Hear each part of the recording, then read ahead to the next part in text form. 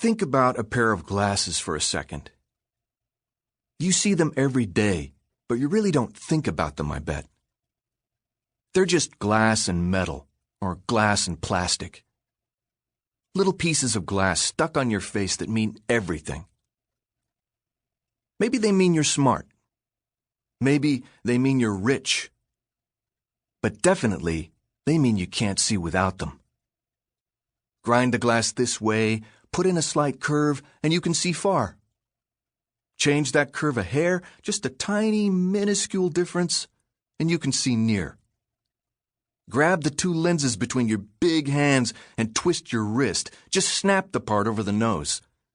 Now, you can't see anything for the rest of the day. That's how it went for fat Ricardo Manzana. The bell rang for English class, and I'd promised Mr. Harmon I wouldn't be late again. I got up off Ricardo's chubby back, peeled myself off that authentic, autographed blue hockey sweatshirt he wears every day with a stupid hole in it, and I wiped off my big old carpenter pants. Ricardo was pathetic, sprawled on the hall floor, not crying this time, but blinking a lot, and not talking either, like he was in bed that morning and he didn't want to get up and go to school for some reason. That's the bell, Ricardo. Time to get up. Kids were starting to walk around us and look, but they steered plenty clear of me. Mostly they looked at Ricardo face down on the sick, green, dusty floor next to the overflowing trash can. That's when I noticed the orange peel next to the bright blue can for the first time, close by Ricardo's tangled hair. But I really had to go. Reaching down and helping Ricardo up would be a good idea.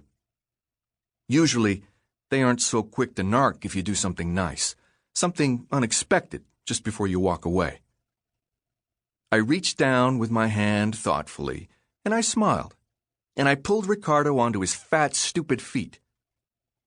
I kept that smile going while I fogged up both halves of his glasses with my breath and wiped away my thick thumbprints.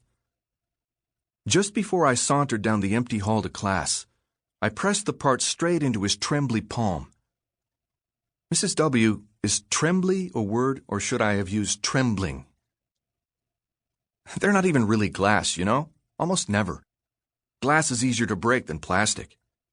But I think it would be mean to crack the lenses. I guess we'll always call them glasses anyway. I ran down the... Tuesday, October 19th. Call me Tod. Okay. No, I'm just kidding. That's the first line from Moby Dick, all right? I always wanted to start a book like that. This is my first book, and I'm writing it for one reason only. Not for history and not for scientific research, and definitely not to let out my inner demons.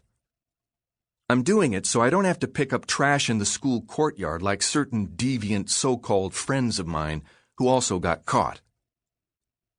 I am being reformed.